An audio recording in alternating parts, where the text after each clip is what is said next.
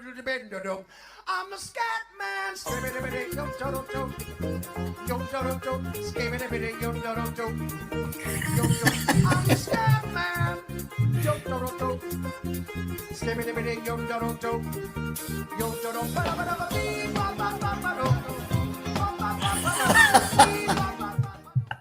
I can't stop laughing at myself dancing with you. It's an earworm. It's an earworm of a song, that's for sure. Welcome to Covers His Puck Props with 14-year NHL vet Carlo Colaiacovo, presented by Sports Interaction.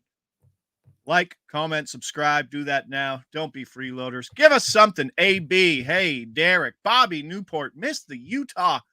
That's a tough one. Yeah, the Stacks. Schmaltz and Hayton and Gunther and Keller and Gunther. What's up, everybody? Happy Thursday. Happy Halloween. It's a weird night. If you got kids, it's a weird night, right? Now I'm at the age where my other kid wants to go to his buddy's house for trick or treating. I don't know how to approach that. I don't know. Well, is there going to be parental supervision? Yeah. They're not like mischievous. Yeah, you're good. Ship them off. It's a good thing. Because they get to see a new neighborhood. Like, that's the excitement, right? You get to see if a new neighborhood offers better candy. My neighborhood's dense. That's my issue. So, like, his hall is bigger here than where he's going there, but I don't think he's thinking like that. Kay says, just drop them off and enjoy your night. But the issue, so there's the thing, Kay. Appreciate the comment. I got 2 of them. 1 shipped off, so I still have to do the work with the other one. You know what I mean? So I'm not really getting rid of any responsibilities. Can't you send the other one with the other one? They've grown past that. He used to do it, and I feel bad for the other parents. Yeah. Okay. Caleb says, my kids will be in bed by 3 p.m. Let's gamble. But it was the same kid. He was over Sunday. They went to one of those trampoline places for a birthday party. Come over. Oh, nice. And they just sat there and played video games while I watched like the final. I watched like 3.5 hours of football right next to me and just ignored them while they played NBA Jam. Oh, what a game. Hey, big slate yesterday. Over a couple units here on the show. I think we're up over 3.5-4 units on the season just in the show. Stacks keep crushing. We got a sweet secondary hurdle, secondary assist on that last goal from Dorofeyev with a little saucy little backhand there that found its way into the back of the net. Winnipeg team total was a no sweat. Connor had 8,000 points again, but no power play point.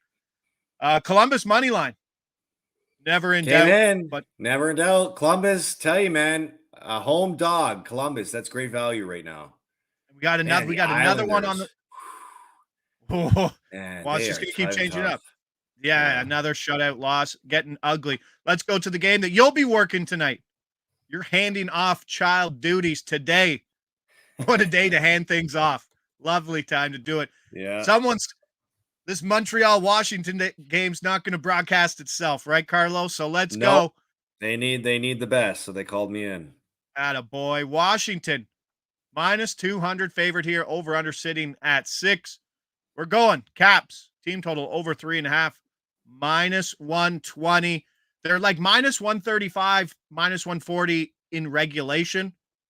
And I think the 4's the better way to go if you want to pick on a Montreal team. Yes, they got beat up. They might have a rebound game, but Washington's going to score on this team. This is like the number 30. It's like the number 2 offense in expected goals versus the number 31 defense in expected goals allowed. So it's a bad matchup here.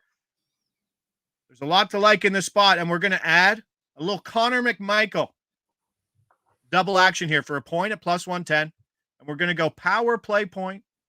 Hasn't been priced in where he is, 625. Wow. Now, the only issue that I'm worried about this is that they finished with Strome off power play 1 at the end of their 5-3 win versus the Rangers. They took Strome off because if you've been following the Washington power play, I think it's 7% on the year, second last, just below the Leafs. So they're trying to change it up. So I don't know if he'll be there, and we won't know with the skate unless actual beat writers do their job and tell us what the power play units are, because they don't always do that. But if he's on power play 1 and takes Strome's spot and plays center, that is a wild number. Tell me about your homework in this game. What are you giving chances for the Habs in a rebound spot? Do they got it? Well, they definitely got it. You can, if you saw their last game where they lost 8-2 to Seattle Tuesday night, they got off to a horrible start and were playing from behind. And when you play from behind, trying to climb out of a 4-goal hold, you expose yourself because now you're playing out of your structure. And so you're trying to generate offense that maybe isn't there in a normal game. But what I did notice is that in Slavkovsky's return, Marty St. Louis didn't automatically put him on the top line with Suzuki and with Caulfield, who Caulfield's crazy hot right now with the goals, with his goal scoring. That was his 9th goal in 10th game. But what I think Marty St. Louis is trying to do is spread out the scoring because he's trying to find depth scoring in his lineup. He wants to keep Doc, feeling good about themselves because he got a nice promotion there in Slavkovsky's absence, playing with Suzuki and Caulfield, and that helped boost a little bit of his point production. And now he wants to see if Doc can actually drive his own line and maybe get some help with Slavkovsky. So they tried that last game, and then by the end of the game, Slavkovsky was on the top line, trying to reignite with Caulfield and Suzuki, but watching practice yesterday, everything was the Yahtzee balls were out again, or the Yahtzee dices, and they went back to their split where Slavkovsky and Doc are on the second line, and Caulfield and Suzuki are on the top line with Heineman playing the top line, getting a chance. Danton? Those guys. So no, Emil Heineman, and so. That's going to be, I'm just looking at the head-to-head record here with Montreal and Washington. Montreal has won 3 of the last 4 matchups against the Washington Capitals. But Washington, they're a team right now that a lot of people aren't really, convinced on yet. I mean, there's a team that squeezed into the playoffs. I know they made some changes, but there's still people out there that are not buying into it. But don't tell Washington right now. They're 6-2. They're finding ways to win hockey games. They're at home. Ovi's looks like he's starting to score again after coming off a 2 last game. I think Montreal's going to be in tough here if they get off to a slow start again. Yeah, Washington has scored 4+ in 5 of their last 7. Montreal has allowed 4+ in 5 of their last 7. Sam Montembeault comes in 1-4 straight up in his last 5. 19 goals allowed. Obviously, that one game where he got shelled, not making it any easier on him, but an .829 save over his last 5 games. A little ugly there. Let's get some Washington points, and hopefully McMichael on that top power play unit, and getting that price is wild. Jumping over to the chat, John Metler say, did I bet on NBA Jam? Come on, John. No, we don't do that. But what I was very upset with was mid-range jumpers in the NBA game. I'm like, just take it. He's on fire. Just jack threes, man. They're like, boom shakalaka. Yeah, all they kept saying. They're so funny. If you've ever listened to like grade 3, grade 4 kids, they just they're dunking, they're windmilling, and they keep going like this. They go, I am him. I am him. That's all. Like, I don't know. Kids are wild, man. I don't know what they're talking about half the time. I'm old. Let's go. So that's what we got in that game. Looking forward to that game. Hopefully a lot of goals. And Carlo mentioned it, the stacks that I got that I'm comfortable in right now is Suzuki and Caulfield together. I think I got plus 160 on that. And the Doc Slavkovsky one will be something too, because those 4 were also on power play 1 all together, I believe, with Madison still running that point. Let's get to Seattle, Toronto minus 200. Pretty similar price here as Washington. Over under sitting at 6.5. Let's do it. Nice. Marner together plus 174. Nice, kind of sneaky heating up out of nowhere. Well, the good thing about Nyes right now is PP1. A lot of his points are coming 5-on-5, but he's been elevated to the top PP unit with Marner and Matthews. So you expect the production to grow there, especially against a Seattle team that, man, you don't know what type of game you're going to get from them. You're going to get a track meet game. You're going to get a back and forth game, a tight game. I don't know. But if there's one thing we do know is the Maple Leafs have a lot of success playing against Seattle in their previous history, 5-1 against them all time. Nice. Playing 19 minutes a game over his last 2 games compared to usually about 14 to 15. Goals in consecutive games and points in 5 of his last 6.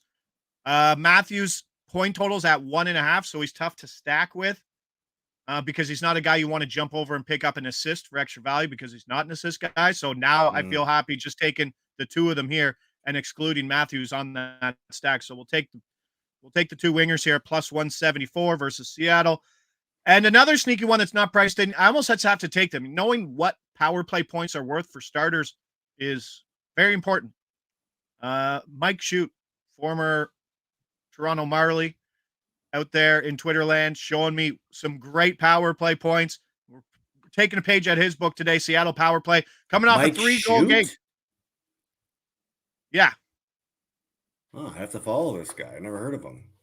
It's just where was he playing too? I think he was playing overseas as well. Nope. How do you spell his last name? Schutte. TT. I think his brother. Didn't his brother play in the show too? I don't know. Steve Shute? He's got to be the same age. I think he's like an 83, 84. Played for the Toronto Marlies in 2006, 2007. Yeah. Oh, I know this guy. There you go. Yeah. Well, he's out and about. He's out and about in the Twitterverse talking power play points. So he had Sider last night. Sider was like at plus 575, which was a great price. He hit 2 of them. So let's go. Riker Evans, power play point, half a unit, plus 575. The Seattle power play, 3-goal game facing the Leafs, 4 power play goals allowed in their last 3 games, struggling on the PK yet again. Ekholm power play point in the next game or so against his former team, top unit with McDavid injury. Adams Digest points out. I think they were switching Ekholm and Bouchard on that top unit as everything's kind of everywhere within that. Blindly bet Seattle road games over this year. Attaboy, breaking news. Wall woke up with tightness in his anticipation of the Leafs having a game. Tim Powell from the top ropes. Tightness. My tightness is acting up again, he says. Oh, yeah. Wow. But that's where we are. Yeah, on the top line. And the stack, which hit last game because Matty Beniers picked up a late one in the 8th goal, I believe. McCann, Eberle, Beniers is the stack for Seattle. It was a lot. I think it was plus 400 last game. But if you just want to take a little shot, Eberle and McCann are always the guys that you want to go. Let's go Chicago, San Jose. San Jose plus 125 on the money line. Home dog. Total sitting at 6. Same as Columbus. San Jose money line. Plus 125. They're hot right now. They're hot. But like, do you really see that much of a difference between Chicago and San Jose? No. Well, okay. I mean, Chicago did go into Colorado the other day, but man, how is Colorado surviving right now? Like, Terry Lekkonen's coming back next week, so that might help them out. But like, I mean, they had who did they have jump up? I have it written down. They didn't have Kovalenko, isn't it? No, Curvanta or whatever jumped up to the top line. Yeah, he jumped up 5-on-5. But Ivan top is still power play 1, and he's playing with Middlestat. That's the stack we're looking for later once we open the markets for him. But let's see. Chicago 1-4 straight up in their last 5 with a PK that is 10 for 15 in their last 4 games. Both of these teams, similar metrics that I know you don't care about. Bedard and Tuevo have combined for 2 points over their last 5 games. So they're not really hot. Chicago won. This pricing's funny. So Chicago won 4-2 at home versus San Jose like 6 games ago as a minus 175 favorite. And they had 7 power play opportunities. Wow. And now you're saying there's only a 25-point adjustment and change of venue? Yeah. Which is half. It's usually like 25 points one way to neutral and then another 25 points on the reverse. Yeah. So I think it's off by, if the 175 was fine, I think this is off by 25 points. Well, the other thing too is like San Jose made a trade yesterday, right? They acquired Timothy Liljegren from the Leafs. And every time there's a trade being made on the team, there's an extra level of excitement that comes with the group, right? San Jose's won 2 in a row. Now they bring in a new player. It's probably going to be more new money on the board that guys get to get up for. I just think that, this is a good time to hit San Jose, and especially if you're getting plus money, because they're actually playing well and they're winning versus in the middle of a losing streak where maybe they might catch you, as a big dog winning against a big favorite. But this is a good opportunity for them because Chicago is not. I mean, yeah, okay, they're Chicago. They got Bedard, but like they shouldn't be that much of a favorite in any game. They were also the worst road team in hockey basically last year Yeah. too. They were not good on the road. Yeah. So let's go San Jose money line. It's the same price as the Columbus game last night, but I feel like there's better value on San Jose here. Like, yeah, I think I'm going to stand by that. I think 125. I think 125 was more representative of what Columbus should be as opposed to San Jose. I think San Jose should be plus 105 in this spot. So we're taking them on the money line. And then we got another one. We talked about it yesterday. Little fishing line out there. We dropped the lure and the bobber. Drop the hook. Dangling it. Wenberg and Zetterlund for a point at plus 234. If the Sharks are going to go 5 forwards on that power play one, Michael Granlund has a 1.5 point total in this game now. That's where he is. I know, right? Like he's a guy on San Jose has a 1.5 point total. Yeah, it's Granlund. But that shows you how much of their scoring on this team is so reliant on the top three and now the middle line of Wenberg and Zetterlund here. It's a money-making machine with these guys because they're the only guys who are scoring. They're getting like 80% of the power play time. There's a lot to like within this San Jose offense versus Chicago on the road. And plus 234 is a great spot. And the thing that I like about it is that they won. And what do you do when you win, Carlo? You don't change the lines. Right. You keep it rolling. So hopefully they're going 5. Wallman's been pretty good. Wallman's been very good on that back end, but I think he's going to quarterback PP2. So okay, let's go. Help me understand something. Are we missing something here? Like you talked about fishy lines and lines too good to be true. Let's go. I'm looking at Nashville and Edmonton right now. Nashville is minus 130 at home to beat the Edmonton Oilers. The Edmonton Oilers with Connor McDavid in the lineup have only averaged 2 goals a game over their last 10. Now there's no Connor McDavid in the lineup. This team has one of the league's worst power plays, and it's crazy to say that we're talking about that with the Edmonton Oilers. But how is that not a smash on the Might get shorter. I looked at it. I thought I would take Nashville at minus 120, minus 125. So that's what you would take them at? That was my buy point for Nashville today. I don't like it. So talk to me about this one because this is just a very subjective handicapping thing. Game 1, you've lost your most important player. You're in the locker room. You're bonding. We got to get together. You come out and you usually get your best performance in game 1. You're right. You're absolutely right. I mean, teams always find a way to play some. Be looking to fade them in game 2. But again, I mean, like, I don't know. Nashville's bad, bro. Like Nashville's not good. I know. I'm not saying they are, but like this would be a good spot to sort of. Does Hyman have a point yet? He's got 1 assist. That's the worst stack going right now. Hyman and RNH is the only stack on that team. Nashville's like they've won 3 of their last 4 and they lost their last one in OT. Like it's points in every. Okay.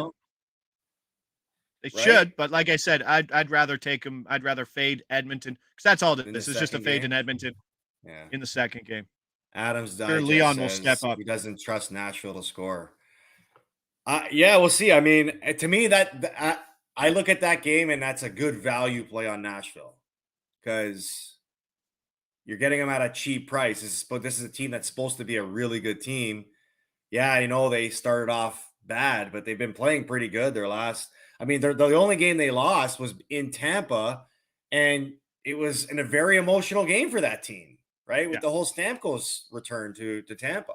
And they were down 2-0 in that game and came back and almost won it. They lost in OT. I don't know. Okay. Carlo likes Nashville. What was it? Minus 135? Minus 130. Minus 130. Okay. Yeah. Minus 130. I just think that's good juice to lay on a good team that has a very favorable spot. At home versus a team that. All right. So, I mean, we got to get out of here in a couple minutes. EV Analytics NBA show with John and Adam coming up right after this. I put out a quick post yesterday. Draisaitl. I could name 15 guys I'd rather have than Leon Draisaitl on my team. Really? Andy thinks he's a fraud. I don't think he's a Well, top we'll 15 find out player. now. We'll find out now. He's got 3 weeks to play without McDavid. We'll find out how real this he's a fraud is, right? Yeah. Not that he's a fraud. I just don't think he's like a top 5 play. Like he's not anywhere. I'd rather have Philip Forsberg than Leon Draisaitl. Right. Jack Hughes and Leon Draisaitl. I could play that game all day. Who would you rather have than Leon Draisaitl? Look at Carlos picking his nose and looking at it. No, I'm not. Pulling an Aaron Rodgers live Aaron Rodgers move. I didn't put it in my Scott M says, when do the mom and dad trips start? They got to be coming up soon. Wow, we gotta we gotta find those. We gotta stay on top of those. Scott, if you're joining us on a daily, keep us informed if you hear anything, because we'll definitely try to keep an eye on that too.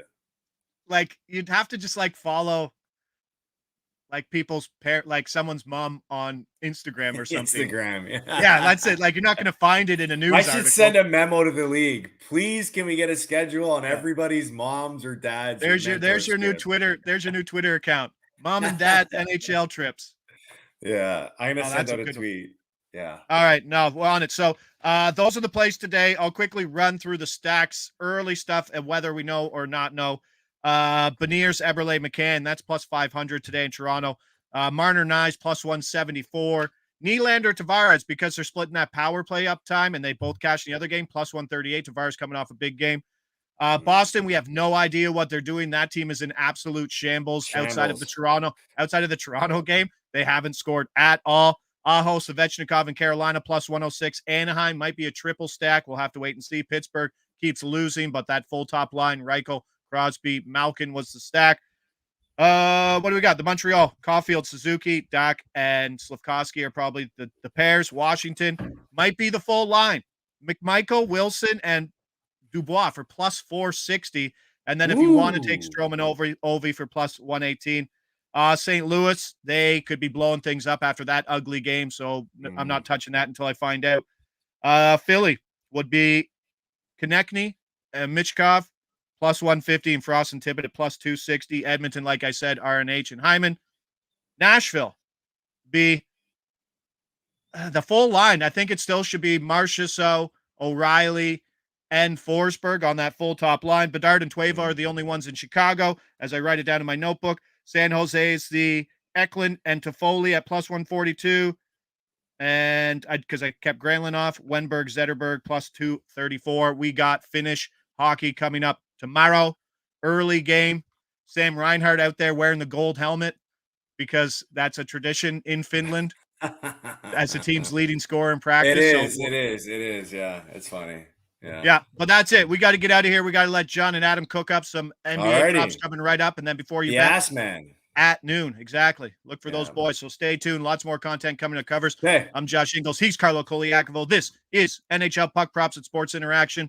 Give Carlo the worst candy because apparently he likes nerds and runts and Popeye sticks. Yes, because Carlo is apparently born in 1963. We'll see you around. Back here tomorrow. Leafs talk, more picks, Finland game, Global Series. More stacks. Let's go. All right. Ciao.